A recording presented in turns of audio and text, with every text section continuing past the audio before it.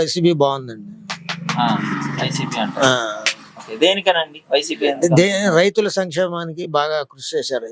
Okay, Chandrababu గారు నేను రైతుల కోసం చాలా కష్టపడ్డాను, రైతులకు నేను చేశాను, అది చేశాను చెప్తున్నాడు కదా. ఏం చేయలేరు, రుణమాఫీ చేస్తానని ఆ ఆఫీసుల చుట్టూ, కలెక్టర్ ఆఫీసుల చుట్టూ, ఎంఆర్ఓ ఆఫీసుల చుట్టూ ఇవన్నీ తిప్పించాడు. తిరిగాము, కాళ్ళు అరిగిపోయినాయి. పాపం ఈయన వచ్చి రైతు భరోసా వేస్తున్నాడు, అన్ని వేస్తున్నాడు రైతులకి.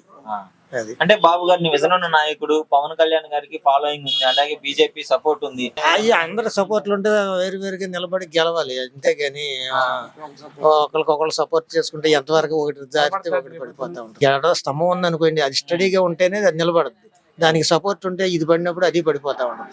స్థానిక వ్యక్తి ఇద్దరు కొత్త వాళ్లే, ఇంకా టైం ఉంది కదా, ఆ టైం చూసుకుని మేము నిర్ణయించుకుంటాం. ఇప్పుడు మాకు వాటర్ ట్యాంక్ ఉంది, ఒక 5 లక్షల బోర్కి సెలక్షన్ చేశారు మా గ్రామానికి.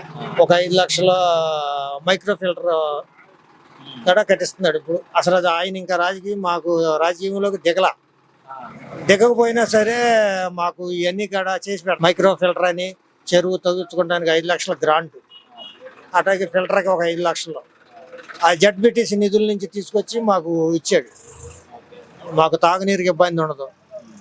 మాకు ఎప్పుడు కూడా తాగునీరు పుష్కలంగా చెరువు ఉపయోగపడుతుంది. బాగా చేస్తున్నాడు.